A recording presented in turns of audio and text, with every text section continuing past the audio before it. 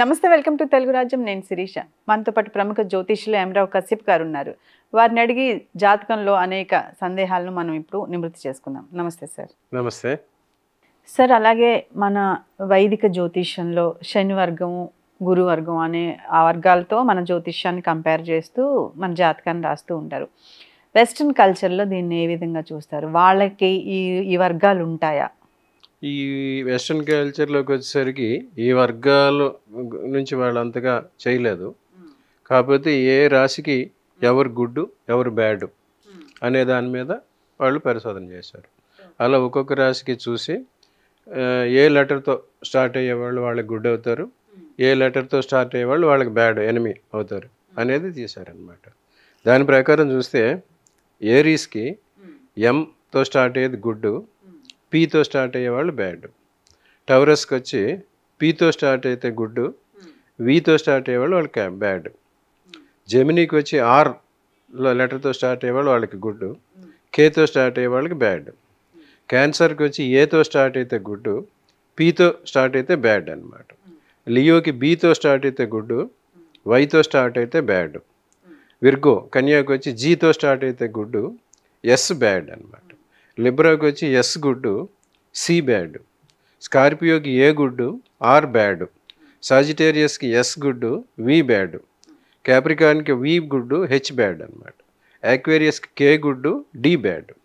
పిసెస్కి వచ్చి వై గుడ్డు, tea bad అనమాట. ఈ రకంగా వాళ్ళకి ఏదైతే గుడ్ లెటర్స్ బ్యాడ్ లెటర్స్ ఉన్నాయో ఈ రకమైన ప్రజలతోటి వీళ్ళకి సానుకూలత ఉంటుంది, ఈ రకమైన ప్రజల చేత వారికి వ్యతిరేకత ఉంటుంది. అదే మన ఇండియన్ యాస్ట్రాలజీలోకి వచ్చేసరికి తారల్లోకి తీసుకున్నారన్నమాట. తారకు వచ్చి ప్రత్యక్ తార, విపత్ తార, సాధన తార, క్షేమ తార, పరమమిత్ర తార, సంపత్ తార అట్లా చేశారనమాట. వాళ్ళు ఆ స్టార్ని బట్టే చేశారు. ఈ రకంగా వీళ్ళు లెటర్స్ని బట్టి చేసుకుని ఈ రకమైన లెటర్స్తో పేర్లు స్టార్ట్ అయిన మనుషులు వీళ్ళకి గుడ్గా కంపాటబుల్ అవుతారు, ఈ లెటర్స్తో పేర్లు ఉన్న వాళ్ళు వీళ్ళకి బ్యాడ్ చేస్తారు.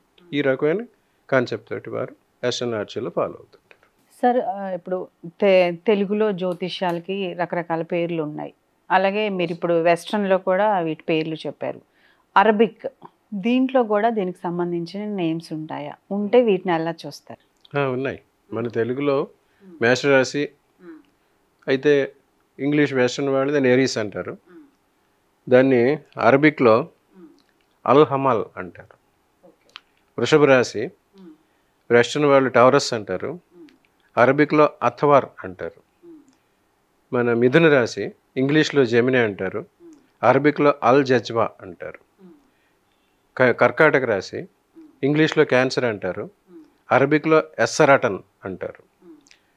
సింహరాశి ఇంగ్లీష్లో వెస్ట్రన్లో లియో అంటారు, అరబిక్లో అల్ అసద్ అంటారు. కన్యారాశి ఇంగ్లీష్లో విర్గో అంటారు, అరబిక్లో అల్ అత్రా అంటారు. తులారాశి ఇంగ్లీష్లో లిబ్రా అంటారు, అరబిక్లో అల్ మిజాన్ అంటారు. వృశ్చిక రాశి ఇంగ్లీష్లో స్కార్పియో, అరబిక్లో అల్ అక్రబ్ అంటారు. ధనుసు రాశి సాజిటేరియస్ అని ఇంగ్లీష్లో అంటారు, అల్ కవాస్ అని చెప్పి అరబిక్లో పేరు దానికి. క్యాప్రికార్న్ మకర రాశికి అరబిక్ నేమ్ వచ్చి అల్ జడి. నెక్స్ట్ కుంభరాశి ఆక్వేరియస్ ఇంగ్లీష్లో అంటే ఎడ్ డాలు అంటారు అరబిక్లో. ఇక మీనరాశి పిసెస్ అని ఇంగ్లీష్ వాళ్ళు అంటే అల్ హత్ అని చెప్పి అరబిక్లో నేమ్. ఈ రకంగా ఈ 12 రాసులు ప్రపంచవ్యాప్తంగా చూశారు. వెస్ట్రన్ కానీ ఇండియన్ కానీ అరబిక్ కానీ ఈ రాసులకే మీదే ఆధారపడి జ్యోతిషం తెలుసుకోవటం నేర్చుకోవటం చేశారు. ఆ రకంగా జాతకాలను ఎలా చూస్తారు సార్? మీరు చెప్పగలుగుతారా? ముస్లిమ్స్ జాతకాలు కూడా ముస్లిమ్స్లో జాతకం వచ్చేసరికి ఏం జరిగిందంటే దాన్ని పర్సనలైజ్డ్గా తీసుకోలేదు వాళ్ళు. అక్కడ ఒక లెవెల్లోనే ఆగిపోయింది. ఈ రాసులు పేర్లు పెట్టడం, ఆ రాసులను చూసుకోవటం దాని మీదే వచ్చింది. సో దాని ప్రకారం కొంతమంది చెప్తున్నారు ఆ జ్యోతిషం అనేసరికి అక్కడున్న రాజులకి వాళ్ళ పాలకులకి దానికి వ్యతిరేక ప్రభావాలు వస్తున్నాయని వారు వీళ్ళని చాలామందిని నాశనం చేసేసారు. సో అక్కడి నుంచి అది ఆగిపోయింది. అట్లాగే క్రిస్టియానిటీ ముందు రోమన్ క్యాథలిక్ రోమన్స్ ఆ టైంలో కూడా అసలు జీసస్ క్రైస్ట్ పుడుతున్నాడని చెప్పిందే యాస్ట్రాలజర్స్. వాళ్ళు గ్రహగతులు చూసి ఫలానా గ్రహ వచ్చింది, ఆ గ్రహాల కలయిక వచ్చింది. సో ఈరోజు ఒక ఉత్తముడు పుడతాడు, ప్రపంచాన్ని అంతా ఏళ్తాడు అని చెప్పారు. అదే రకంగా గౌతమ్ బుద్ధుడు పుట్టేప్పుడు కూడా యాస్ట్రాలజర్స్ చెప్పారు. ఎలాగైతే జీసస్ క్రీస్తు మొత్తం ప్రపంచాన్ని అంతా ఏళ్తాడు, అది రాజుగానా మతాధికారి గారు ఆయన మతం ప్రకారం చేశాడు. అట్లాగే గౌతమ్ బుద్ధుడు కూడా రాజకుటుంబంలో పుట్టిన మతం, ఒక బౌద్ధ మతాన్ని, కొత్త మతాన్ని స్థాపించారు. రిలీజియస్గా హెడ్లు అయ్యారు. ఆ రకంగా ఎవరైనా ఈ గ్రహగతులు నక్షత్రాలు వల్లనే, ఆ కాంబినేషన్ వల్లనే ఆ రకమైన జీవనం వస్తుంది. ఆ జీవనాన్ని ముందే తెలుసుకుని చెప్పేవాళ్ళు ఉన్నారు. ఈ రోజుకి కూడా జ్యోతిష్యాన్ని నమ్ముతున్న వాళ్ళు ఉన్నారు, జ్యోతిష్యాన్ని వ్యతిరేకిస్తున్న వాళ్ళు కూడా ఉన్నారు. ఇది కూడా వాళ్ళ గ్రహగతులను బట్టే నడుస్తుంటాయి. ఎట్లాగైతే దేవుడు తనకు తనే ప్రత్యర్థులను సృష్టించుకుంటాడు. The exemption proves the rule అన్నమాట. Enemy proves the power. సినిమాల్లో చూస్తున్నాం కదా, విలన్ ఎంత గట్టిగా ఉంటే హీరోకి అంత పేరు వస్తుంది. అలాగే వీటిలో కూడా ఎంత వ్యతిరేకంగా, ఎంతమంది ఈ శాస్త్రాన్ని వ్యతిరేకిస్తూ ఉంటే ఈ శాస్త్రానికి అంత బలం వస్తుంది. నమ్మిన వాళ్ళు శరణాగతి పొందుతారు, నమ్మని వాళ్ళు వాళ్ళగతి వాళ్ళు పొందుతారు. ఇవి ఎప్పటి నుంచో ఉన్నాయి, మన కాలం నుంచే కాదు. రామాయణ కాలం నుంచి జ్యోతిష్యాన్ని నమ్మిన వాళ్ళు ఉన్నారు, నమ్మని వాళ్ళు ఉన్నారు. ఈ రకంగా ఇప్పుడు ఇదంతా నిరంతరం నడిచే ప్రక్రియ. నమ్మి నడిచిన వారికి జీవితం సానుకూలంగా వెళ్ళిపోద్ది, నమ్మని వారు ఆ చీకట్లో దోబూచులాడుకుంటాం. అలాగే నాకు ఇంకొక సందేహం కూడా ఉంది సార్. ఏంటంటే ఇప్పుడు జాతకం ప్రకారం ఒక స్టోన్ పెట్టుకోమంటారు, అది కంప్లీట్గా బర్త్ స్టోన్ అంతా లైఫ్ లాంగ్ పెట్టుకోవాలా, లేకపోతే కొంతకాలం వరకు, కొన్ని సంవత్సరాల వరకు ఆ స్టోన్ ఉంచుకొని మళ్ళీ జాతకం చూపించుకొని మళ్ళీ మార్చుకొని దాని ప్రకారం పెట్టుకోవాల్సి ఉంటుంది? ఎలా పెట్టుకోవాలంటారు దాన్ని? ఇప్పుడు జరిగింది ఏంటంటే నవగ్రహాలు మనల్ని పాలిస్తున్నాయి. ఆ నవగ్రహాలు ప్రభావం చూపించే అంశాలు కొన్ని ఉన్నాయన్నమాట. ఆ నవగ్రహాలకి సంబంధించిన ధాన్యాలు, నవరత్నాలు, నవధాన్యాలు అవన్నీ ఉన్నాయన్నమాట. ఆ గ్రహం ప్రభావం వల్లే అవి వస్తాయన్నమాట. సో ఆ గ్రహానికి సంబంధించిన పదార్థాలు మనం స్వీకరించిన, అటువంటి రత్నాలు మనం ధరించిన, వాటి ప్రభావం మన మీద ఉంటుందన్నమాట. సో దాని ప్రకారం జన్మ నక్షత్రానికి ఏ గ్రహం అధిపతి అయితే ఆ మనం పుట్టిన నక్షత్రానికి సంబంధించిన రత్నాన్ని మన జీవితాంతకాలం పెట్టుకోవచ్చు. మార్చలేదు. తర్వాత ఏం చేస్తారంటే కొంచెం దశారత్నం అని చెప్తారనమాట. దశ జరుగుతున్నది. ఇప్పుడు అశ్వని, మఖ, మూల అక్కడ నుంచి స్టార్ట్ అవుతుంది. దానికి అధిపతి కేతువు. ఈ 3 నక్షత్రాల్లో పుట్టిన వాళ్ళు పిల్లికన్ను రాయి అంటారు, దాన్ని ధరించాలి. అది వారి జన్మ నక్షత్రం, జన్మాల రత్నం అవుతుంది. దాన్ని వాళ్ళు జీవితాంతం ధరించాలి.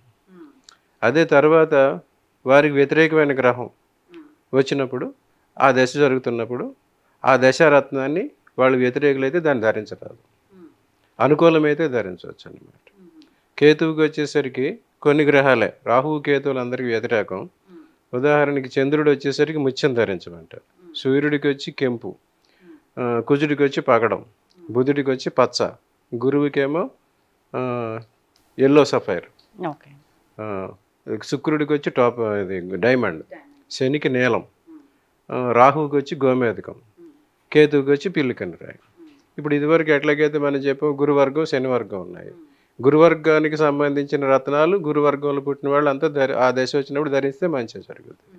కానీ వాళ్ళకి శని, గురువర్గానికి ఆపోజిట్ శనివర్గం, ఆ శనివర్గం వాళ్ళు వచ్చినప్పుడు ఆ రత్నం ధరిస్తే వాళ్ళకి చెడు జరుగుతుంది. సో మనకి జరిగే దశలేంటి, ఆ దశనాథుడు మనకు అనుకూలమా కాదా, ఆ దశానాథుడు మనకు అనుకూలం అయినప్పుడు ఆ వస్తువులన్నీ మనం దగ్గర పెట్టుకోవాలి, ధరించాలి. ఆ దశానాథుడు మనకు అనుకూలం కానప్పుడు ఆ రత్నం ధరించకూడదు, ఆ వస్తువులు కూడా మనం వాడకూడదు. దాని ప్రకారం జాగ్రత్తలు తీసుకోవాలి. చాలామంది నవరత్నాలు ఉంగరం అందరూ పెట్టేసుకుంటుంటారు, అదొక ఫ్యాషన్గా పెట్టుకుంటున్నారు. కానీ నవరత్నాలు ఉంగరం అందరికీ సరిపడదు.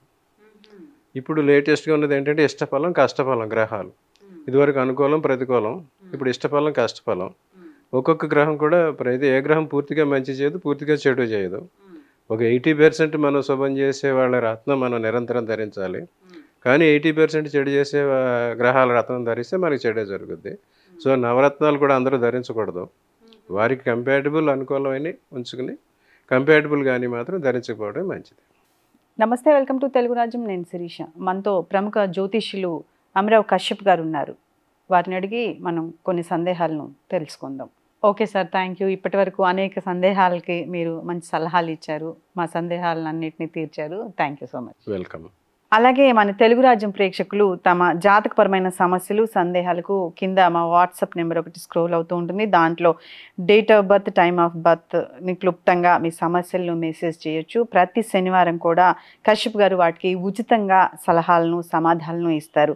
అలాగే జ్యోతిష్యం నేర్చుకోవాలనుకునే వారికి కశ్యప్ ఆస్ట్రాలజీ కోచింగ్ సెంటర్ కూడా ఉంది. హోటల్ SYN గ్రాండ్ వనస్థలీపురంలో కశ్యప్ గారు దీన్ని రన్ చేస్తూ ఉన్నారు. ఖచ్చితంగా ఒకసారి విజిట్ చేయవలసిందిగా కోరుతున్నాం.